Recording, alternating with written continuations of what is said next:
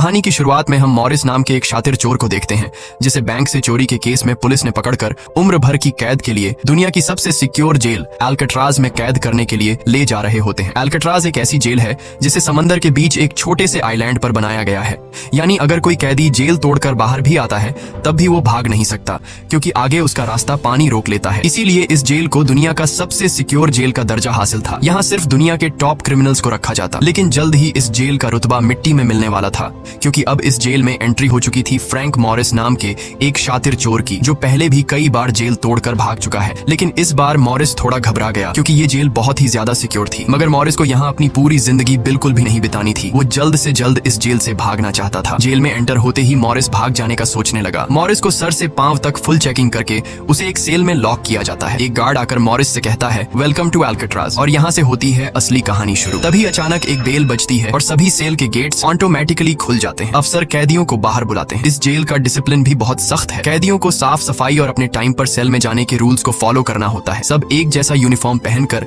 Line में breakfast खाने आ जाते हैं। मॉरिस के सामने लिटमस नाम का एक कैदी होता है। मॉरिस पूछता है कि मुझे तो कांटा ही नहीं मिला, अब मैं नूडल्स कैसे खाऊंगा। लिटमस उसे कहता है अबे ये तेरा घर नहीं है, जो तुझे मिला है उसे चुपचाप खा ले। तभी वुल्फ नाम का एक खतरनाक कैदी मॉरिस को चिढ़ाने लग जाता है। वुल्फ से जेल में हर एक कैदी तंग था। वो यहाँ हर एक कैदी पर अपनी मनमानी चलाता था और उस पर बलात्कार के ढेर सारे केस भी हैं। इस जेल में एक से बढ़कर एक खतरनाक कैदी रखे जाते हैं। यहाँ लिटमस मॉरिस से थोड़ा खाना मांगता है और इस दौरान मॉरिस उसे अपनी प्लेट दे देता है। जब मॉरिस टेबल के नीचे से देखता है तो उसे पता चलता है कि लिटमस खुद खाना नहीं खा रहा बल्कि वो चूहे को दे रहा है। रात को एक गार्ड मॉरिस को वार्डन के पास लेके जाता है। जब मॉरिस वार्डन के ऑफिस में पहुंचता है तो वार्डन मॉरिस से कहता है कि मैं जानता हूं कि तुम बहुत ही शार्प माइंड हो और बहुत इंटेलिजेंट भी हो, लेकिन वो सब यहाँ किस काम का, क्योंकि तुम्हारे जैसे यहाँ कितने आए और गए पर यहाँ से कोई बच नहीं पाया। यहाँ कैदी बहुत ही स्ट्रिक्ट रूल्स फॉलो करते हैं। 2 महीने में एक बार ही कोई तुमसे मिलने आ सकता है और वो भी तब अगर मेरा मूड अच्छा हो। वार्डन बहुत ही सख्त इंसान है जो जरा सी गलती पर भी कैदियों को बहुत ही स्ट्रिक्ट पनिशमेंट देता है। वार्डन कहता है यहाँ से भागने का सोचना भी मत, नहीं तो तुम्हारे टुकड़े टुकड़े कर दिए जाएंगे। जिस पर मॉरिस जवाब देता है नहीं सर, आपके होते हुए यहाँ से कौन भागने का सोच सकता है। लेकिन असल में पहले दिन से ही मॉरिस के दिमाग में यहाँ से भागने की प्लानिंग शुरू हो चुकी थी। इस दौरान मॉरिस मौका देखते ही वार्डन का नेल कटर चुरा लेता है, जो वैसे तो बहुत ही छोटी सी चीज थी, पर मॉरिस को पता था कि अल्काट्राज जैसे जेल में इस छोटे से नेल कटर से भी बहुत बड़ा काम लिया जा सकता है। मॉरिस वापस सेल में आते ही इस नेल कटर को बाइबल में छुपा देता है। अगले दिन बाथरूम में वुल्फ फिर मॉरिस को परेशान करने लगता है, पर इस बार मॉरिस उसे छोड़ने वाला नहीं था। अब मॉरिस अपना असली रूप दिखाता है और उसे पकड़कर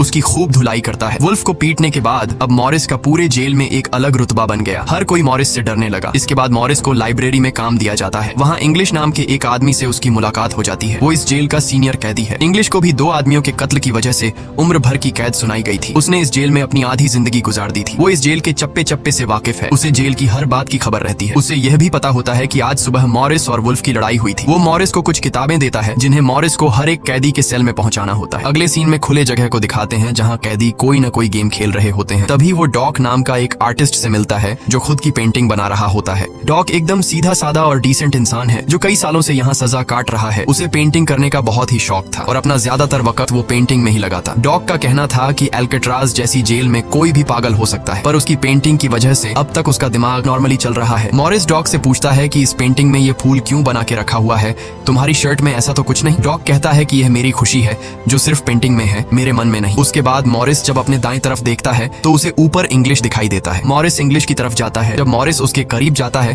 तो उसके चेले मॉरिस को रोक देते हैं। तब इंग्लिश इशारा करता है कि अपना ही आदमी है, आने दो। मॉरिस उसके पास जाकर बैठ जाता है और तुरंत अपने दिल की बात छेड़ देता है। मॉरिस उससे कहता है कि यहाँ से बचने में आप मेरी मदद करेंगे। ये बात सुनकर इंग्लिश तो हंस पड़ता है। देखो बेटा, ये महज सिर्फ जेल नहीं है, ये हम सबकी कब्र है। यहाँ से निकलना है तो पहले हमें मरना पड़ेगा, तब जाके हमारी डेड बॉडी यहाँ से कब्रिस्तान तक पहुँच पाएगी। चलो मान भी लो कि तुम इन बड़ी दीवारों पर चढ़ भी गए और उसके बाद खतरनाक फोर्सेस को क्रॉस भी कर लिया और किसी जादुई शक्ति से तुम यहाँ के सैकड़ों गार्ड से बचकर जेल से बाहर भी निकल जाओ, तब भी यहाँ से भाग नहीं पाओगे क्योंकि आगे तुम्हारा रास्ता समुंदर रोक लेगा। इसलिए टाइम बर्बाद मत करो और चुपचाप सजा काट लो, कम से कम जिंदा तो बचे रहोगे। लेकिन मॉरिस अपने इरादे का पक्का था। वो हर हाल में इस जेल से भागना चाहता था। उस रात एक अफसर मॉरिस को बताता है कि तुम्हें कल से कारपेंट्री का काम दिया गया है, 1 घंटे का 50 सेंट्स दिहाड़ी भी दी जाएगी। मॉरिस फौरन इस काम के लिए राजी हुआ क्योंकि उसे लगा कि वहाँ उसे कोई ऐसा औजार मिल सकता है जिससे उसके भागने में काम आ सकता है। अगले दिन मॉरिस लिटमस से यहाँ से बचने का रास्ता पूछता है। लिटमस कहता है अरे ये तो बहुत ही आसान है, हर सेल में एक एयर वेंट होता है, उसके जरिए तुम छत पर पहुंच सकते हो, वहाँ से शायद तुम बच पाओ। और मॉरिस की बातों पर मुस्कुराते हुए वहाँ से चला जाता है। तब डॉक मॉरिस को खबरदार कर देता है कि वुल्फ तुम्हारी तरफ आ रहा है। तभी वुल्फ मॉरिस पर चाकू से वार करने आता है। मॉरिस अपना कोट हाथ में लपेट कर उसके साथ लड़ने लग जाता है। इतने में एक गार्ड उसे रोकने आता है तो वुल्फ गार्ड पर भी चाकू से वार कर देता है। अब मामला बिगड़ जाता है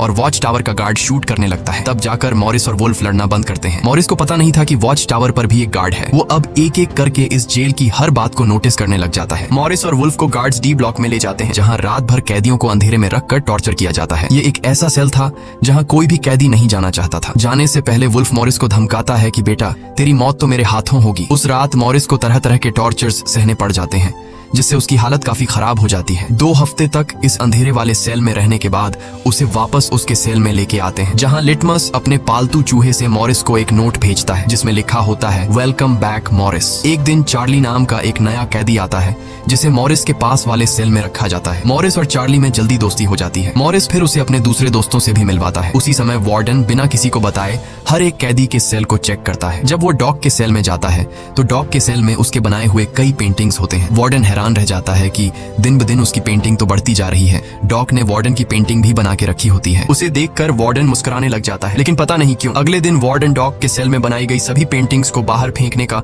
गार्ड्स को ऑर्डर देता है। वार्डन के इस फैसले ने डॉग को अंदर से पूरी तरह तोड़ दिया, क्योंकि डॉग सिर्फ अपनी पेंटिंग के ही सहारे जिंदा था। वह अपने हर एक बनाए हुए पेंटिंग से बहुत प्यार करता था, क्योंकि यहाँ उसकी सिर्फ एक ही खुशी थी और वो भी उस बेचारे से छीन ली गई। मॉरिस उसे समझाता है कि कोई बात नहीं, वो सिर्फ पेंटिंग ही तो थी, तुम और भी बना सकते हो। लेकिन डॉग इस सदमे से बाहर नहीं आ पा रहा था। अगले दिन उसे देखकर मॉरिस गार्ड से कहता है कि प्लीज डॉग पर नजर रखिए, वो बहुत ही परेशान दिख रहा है, कहीं वो खुद को नुकसान न पहुंचा ले। फिर गार्ड मॉरिस को कहता है, तुम अपने काम से काम रखो। डॉग को भी मॉरिस के साथ कारपेंटर का काम दिया जाता है। तभी डॉग छुपकर मॉरिस की जेब में कुछ रख देता है। उसके बाद वो एक गार्ड को बुलाता है और कारपेंटरी के लिए दी गई कुल्हाड़ी से अपनी 3 उंगलियां काट लेता है और कहता है कि जिन उंगलियों से मैं पेंट नहीं कर सकता उनकी मुझे जरूरत नहीं है। यह कहकर वो चिल्लाने लग जाता है। तब गार्ड उसे पकड़ कर ले जाते हैं। मॉरिस देखता है कि डॉग ने उसके कोट में वही फूल डाल दिया है जिससे उसने अपनी पेंटिंग बनाई थी। शायद वो मॉरिस को बताना चाहता है कि इन लोगों ने मेरी खुशी मुझसे छीन ली। मॉरिस डॉग की कटी हुई उंगलियां उठाकर एक डिब्बे में डालता है और गार्ड को देखकर कहता है कि जाओ अपने वार्डन को दे दो, वो इसे देखकर बहुत खुश होगा। अगले दिन मॉरिस अपने सेल में बैठा होता है। तभी वो देखता है कि एक कॉकरोच एयर वेंट के अंदर जा रहा है, जिससे उसे अंदाजा हो जाता है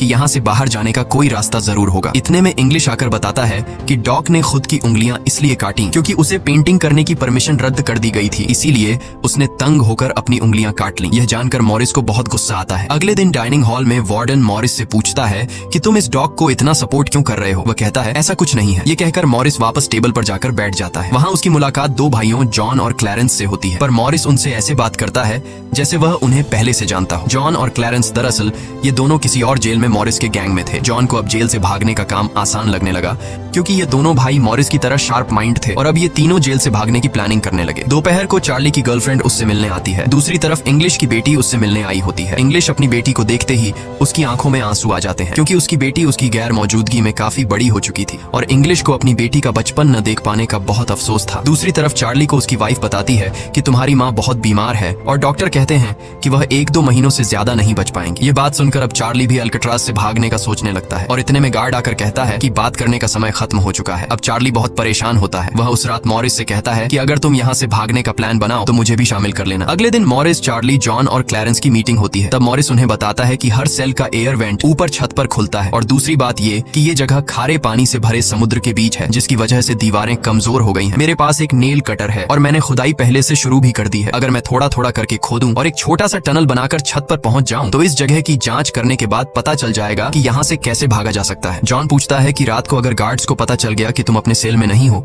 तो उन्हें शक नहीं होगा क्या। तभी क्लैरेंस बताता है कि इस मसले का हल मेरे पास है। वो कहता है कि यहाँ मेरे पहचान का एक बार्बर है जो कैदियों के बाल काटता है। वह हमें बाल सप्लाई कर सकता है और उसे यूज करके हम एक डमी हेड बनाकर उसे बेड पर लिटा देंगे, जिसके बाद अगर हम दीवार की सुरंग से निकलकर ऊपर छत पर भी होंगे तब गार्ड्स को शक नहीं होगा, क्योंकि हमारे सेल के बेड पर नकली सिर रखे होंगे। पर बात अभी भी वहीं अटकी हुई थी कि जेल से तो निकल जाएंगे लेकिन समुद्र का पानी कैसे पार करेंगे। मॉरिस जॉन से कहता है, देखो इसमें मुझे तुम्हारी मदद की जरूरत पड़ेगी। तुम तो क्लोजिंग डिपार्टमेंट में काम करते हो, वहाँ तुम्हें उन पुलिस अफसरों के लिए बनाए गए रेनकोट्स मिल जाएंगे, तो तुम कुछ रेनकोट्स चुरा कर मुझे दे देना। हम उससे एक ट्यूब बोट और लाइफ जैकेट बनाकर समुद्र को पार कर सकते हैं। यहाँ चार्ली कहता है, भाई मुझे भी कोई काम दो, मैं भी तुम लोगों की मदद करना चाहता हूँ। मॉरिस चार्ली से कहता है कि जब मैं वेंटिलेशन की जाली खोदूं तो तुम पहरा देना ताकि कोई गार्ड हमें देख न ले, और जब तुम खोदोगे तब मैं पहरा दूंगा। मॉरिस का प्लान सभी को पसंद आता है और उसी रात में काम शुरू कर देते हैं। लेकिन दीवार खोदने के लिए नेल कटर बहुत छोटा था, जिसे चलाने में मॉरिस को बहुत जोर लगाना पड़ता और मॉरिस को दीवार खोदने में काफी मुश्किल हो रही थी। उसके हाथ में कहीं छोटे भी आई, लेकिन वो धीरे धीरे धीरे उस होल को खोदने लगता है। अगले दिन वो खाने के टेबल पर अपने दोस्तों से कहता है कि मुझे खुदाई के लिए एक बड़े औजार की जरूरत है। नेल कटर से दीवार खुरेदना बहुत मुश्किल हो रहा है। तभी मॉरिस ने अपने हाथ में चम्मच को देखते हुए उसके दिमाग में एक आइडिया आया। वो जानबूझकर चम्मच को अपने जूते पर घिसकर उसे गंदा कर देता है। उसके बाद मॉरिस ने गार्ड को बुलाया और कहा कि ये चम्मच गंदा है, मुझे दूसरा चम्मच दो। बाकी लोगों ने भी गार्ड से उनका चम्मच बदलने की रिक्वेस्ट की। गार्ड को इसमें कोई गड़बड़ नहीं लगी और उसने फौरन चम्मच बदलने की इजाजत दे दी, जिसके बाद वह सीधा टेबल की तरफ बढ़ता है जहाँ एक और सिक्योरिटी गार्ड सीट पर बैठा होता है। पर जैसे ही वह टेबल पर रखे हुए चम्मच बदलने लगता है तो जॉन ने वहाँ मौजूद गार्ड को बातों में उलझा लिया, जिसका फायदा उठाते हुए मॉरिस ने एक के बजाय 2 चम्मच उठा लिए और एक को जेब में छुपा कर रख दिया। जिसके बाद वह सीधा अपने सेल में चला जाता है। रात को इंग्लिश उसे बुक देने आता है तो मॉरिस पूछता है कि क्या यहाँ पर वेल्डिंग करने वाला कोई इक्विपमेंट मिलेगा। इंग्लिश समझ जाता है कि मॉरिस के सिर पर अब भी जेल से भाग निकलने का भूत सवार है। वह कहता है कि मैं तुम्हें पहले भी बता चुका हूँ कि तुम्हारी कोशिश बेकार हो जाएगी, क्योंकि तुम पकड़े जाओगे और शायद अपनी जान भी गंवा दोगे। इतने सालों में मुझे कभी भागने का ख्याल नहीं आया, क्योंकि मैं जानता हूँ ये इम्पॉसिबल है, लेकिन तुम जिद्दी हो तो मैं क्या कर सकता हूँ, करो कोशिश। लेकिन मॉरिस को उसकी वार्निंग का कोई फर्क नहीं पड़ता। वह अगले दिन लिटमस से माचिस मांगता है और कहता है कि अगर आप मेरी मदद करेंगे तो मैं आपके चूहे को अपने हिस्से का खाना हर रोज दूंगा। लिटमस खुश होकर ये डील मान जाता है, क्योंकि लिटमस को चूहा बहुत पसंद था। उसी रात लिटमस मॉरिस को अपने माचिस पास कराता है। मॉरिस नेल कटर के एक हैंडल को निकालता है, जिससे वह एक छोटा सा बेलचा बनाने जा रहा होता है। फिर वह चम्मच को तोड़कर नेल कटर की हैंडल से जोड़ लेता है। फिर माचिस चलाकर दोनों को अच्छी तरह से वेल्ड करके एक नुकीला औजार तैयार कर लेता है। बस फिर क्या था, वो वेंट के चारों ओर खुदाई शुरू करता है। चार्ली पहरा देता है। अगर कोई गार्ड उस तरफ आया तो वह तुरंत सीटी मारकर मॉरिस को सिग्नल देगा। पर पहरा देते देते चार्ली की आंख लग जाती है और तभी वहां पर एक गार्ड आता है। पर खुशकिस्मती से एन वक्त पर इंग्लिश ने बीच में आकर उस गार्ड का ध्यान भटकाया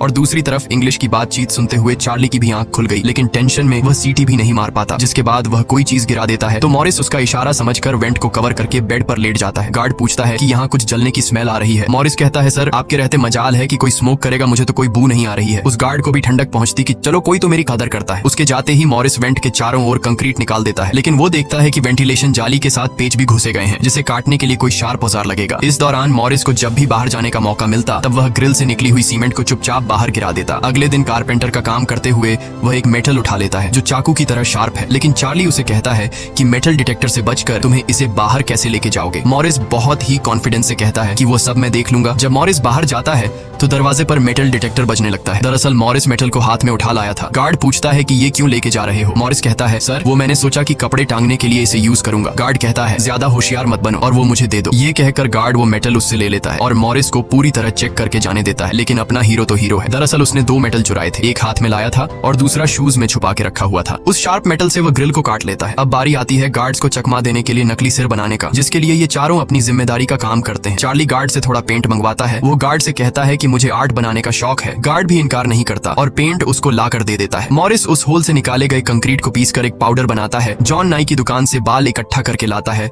और क्लैरेंस लाइब्रेरी से पुरानी किताबें इकट्ठा कर लेता है। सारा सामान इकट्ठा होने के बाद मॉरिस पानी और पुराने मैगजीन का इस्तेमाल करके एक डमी सिर बनाने लगता है, जिसके ऊपर पेंट और नकली बाल लगाकर बिल्कुल रियल दिखने वाला एक नकली सिर तैयार कर लेता है। साथ ही साथ मॉरिस ने अपने प्लान को और मजबूत करने के लिए नकली कार्डबोर्ड बनाए, जिससे कोई शक नहीं कर पाएगा कि सामने की दीवार में किसी ने सुरंग बनाई है। एक रात मॉरिस ने अकेले ही ऊपर जाने का फैसला किया, जिसके लिए उसने अपनी बनाई गई नकली खोपड़ी को बेड पर रखा और उसे गर्दन तक कंबल से ढक लिया। जिसके बाद वह नकली कार्डबोर्ड लेकर सुरंग से बाहर निकल आता है। वहां मॉरिस पाइप्स को पकड़कर धीरे धीरे ऊपर छत पर चढ़ जाता है। दूसरी तरफ चार्ली बाहर पहरा दे रहा होता है। छत पर पहुंचने के बाद मॉरिस देखता है कि वहां ऊपर एक लोहे का ग्रिल है, जिस तक वह कूद कर भी नहीं पहुंच पाता। इसी बीच एक गार्ड आता है और चार्ली से पूछता है कि इतनी देर रात तक तुम पेंट क्यों कर रहे हो और तुम्हारा दोस्त मॉरिस आज इतनी जल्दी क्यों सो गया। चार्ली कहता है कि जी सर, आज मॉरिस कारपेंट्री का काम करते हुए थक गया था, इसलिए वह जल्दी सो गया। तभी अचानक गार्ड के हाथ से उसकी लाठी नीचे गिर जाती है। उसे उठाते हुए वो देखता है कि मॉरिस के बाल बहुत अजीब दिख रहे हैं। अब चार्ली डर के मारे कांपने लगता है कि आज तो काम से गए। गार्ड मॉरिस के सेल के अंदर हाथ घुसाकर उसके बाल टच करता है तो मॉरिस पूछता है, क्या हुआ सर, मेरे बाल इतने खूबसूरत हैं क्या। लकीली एन वक्त पर मॉरिस नीचे आकर वहां लेट गया था। अगले दिन मॉरिस अपने साथियों को बताता है कि छत पर एक रास्ता है, लेकिन उसे एक ग्रिल से बांध के रखा हुआ है और वह ग्रिल बहुत ऊंचाई पर है। मुझे एक और साथी की मदद चाहिए। तब जॉन कहता है कि मैंने अपना वेंट पूरी तरह खोद दिया है, आज रात मैं भी वहां पहुंच जाऊंगा, दोनों मिलकर ग्रिल को खोलेंगे। उसी रात मॉरिस और जॉन अपने वेंट्स के जरिए छत पर पहुंच जाते हैं। जॉन मॉरिस को उठाता है और मॉरिस ग्रिल को पकड़ लेता है। जॉन देखता है कि यह लोहे का ग्रिल बहुत ही मजबूत है और उसे पूरी तरह से वेल्ड किया गया है। उसे निकालने का एक ही रास्ता है और वह है इसे ड्रिल मशीन से काटना। अगले दिन म्यूजिक क्लास में सभी अपनी अपनी मर्जी का इंस्ट्रूमेंट बजा रहे होते हैं। तभी मॉरिस की नजर वहां रखे एक छोटे से पंखे पर पड़ती है, जिसे देखकर मॉरिस को लगता है कि वह इस पर काम करके एक ड्रिल मशीन बना सकता है, जिसके लिए वह चार्ली से कहता है कि तुम किसी तरह करके इस पंखे को यहाँ से छुपा लो। चार्ली बड़ी आसानी से इस छोटे से पंखे को अपने इंस्ट्रूमेंट बॉक्स में छुपाकर रख देता है। जब चार्ली बाहर आता है तो गार्ड्स उसके इंस्ट्रूमेंट बॉक्स को चेक भी करते हैं, लेकिन उन्हें पंखा नहीं नजर आता और चार्ली को जाने दिया जाता है। वह पंखा जैसे ही मॉरिस के हाथ लगता है तो मॉरिस उस पर काम करना शुरू कर देता है और कई घंटों बाद मॉरिस उस पंखे से एक ड्रिल मशीन तैयार कर लेता है। उस रात मॉरिस और चार्ली छत पर चढ़कर उस लोहे की रोड को ड्रिल मशीन से काटने लग जाते हैं। ड्रिल मशीन की आवाज काफी तेज थी, जो कि ड्रिल की आवाज को सुनकर गार्ड्स ऊपर आने लगते हैं, लेकिन तब तक मॉरिस ग्रिल का एक रोड काट देता है और ड्रिलिंग की आवाज बंद हो जाती है। ड्रिल की आवाज बंद होने के बाद गार्ड उसे नजरअंदाज करके वापस चला जाता है। अब इन चारों ने भागने के लिए अपने सभी रास्ते खोल दिए थे, जिसके बाद वह मंगलवार की रात को दुनिया की सबसे सिक्योर जेल अल्काट्राज से भागने वाले थे, जिससे आज तक कोई भी नहीं भाग पाया था। अगले दिन फिर उनकी मीटिंग होती है और वह भी मूवी हॉल में, जहां सब मूवी देख रहे होते हैं। मूवी की आवाज के बीच मॉरिस जॉन और क्लैरेंस से पूछता है कि क्या तुम्हारा वेंट तैयार हुआ है और उन रेनकोट्स का क्या हुआ जिससे हम ट्यूब बोट्स और लाइफ जैकेट्स बनाने वाले थे। वह बताते हैं कि सब तैयार है, हमारा डमी सिर भी एकदम रेडी है, बस बच निकलने की देरी है। अगली सुबह नाश्ते के दौरान मॉरिस ने डॉग की दिए हुए फूल को टेबल पर रखा। वार्डन ने जब इस फूल को देखा तो वार्डर उनकी टेबल पर आकर वहां रखे हुए फूल को मसल देता है। ये देखकर लिटमस को बहुत गुस्सा आता है, क्योंकि ये फूल डॉग का फेवरेट था और डॉग मर चुका था। लिटमस तो गुस्से में उस पर हमला करता है कि एक तो तुमने डॉग को मार दिया और दूसरी तरफ तुम उसकी दी गई एक छोटी सी निशानी को भी नहीं छोड़ रहे हो। लेकिन जैसे ही वह वार्डन पर हमला करता है, उसे अचानक हार्ट अटैक आ जाता है और वह नीचे गिर पड़ता है। मॉरिस को वार्डन पर बहुत गुस्सा आता है और चारों उसी रात बच निकलने का फैसला करते हैं। मॉरिस आधी रात का इंतजार कर रहा होता है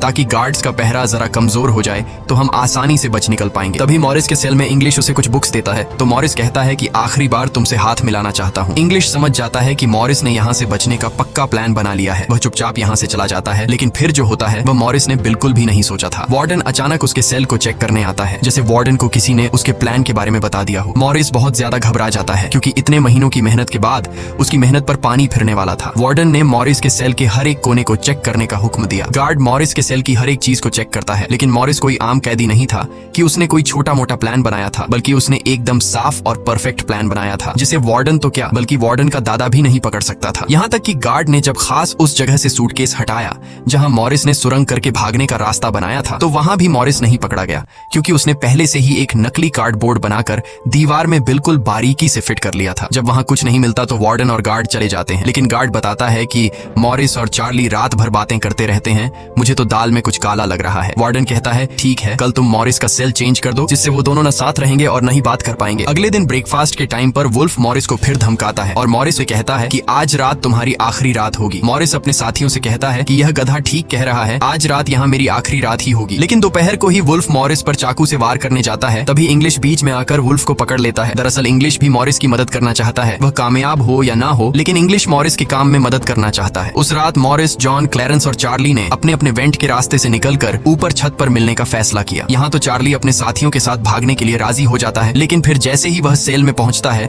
तो उसे घबराहट होने लगती है। सेल में अकेला बैठकर उसने प्लान में शामिल ना होने का फैसला किया और उसके बाकी तीन साथी अपने अपने वेंट के रास्ते से निकलकर ऊपर छत तक पहुंच जाते हैं। वह तीनों काफी देर तक चार्ली का इंतजार करते हैं, लेकिन काफी टाइम गुजरने के बाद जब उन्हें लगता है कि चार्ली नहीं आएगा तो वह चार्ली को छोड़कर निकलने का फैसला कर लेते हैं। वह तीनों अपने प्लान के मुताबिक आगे बढ़ने लगे, लेकिन इधर चार्ली की आंखों के सामने उसकी आजादी का सपना दूर होता जा रहा था। वह तीनों धीरे धीरे सर्चलाइट से छुपकर भागने लगे।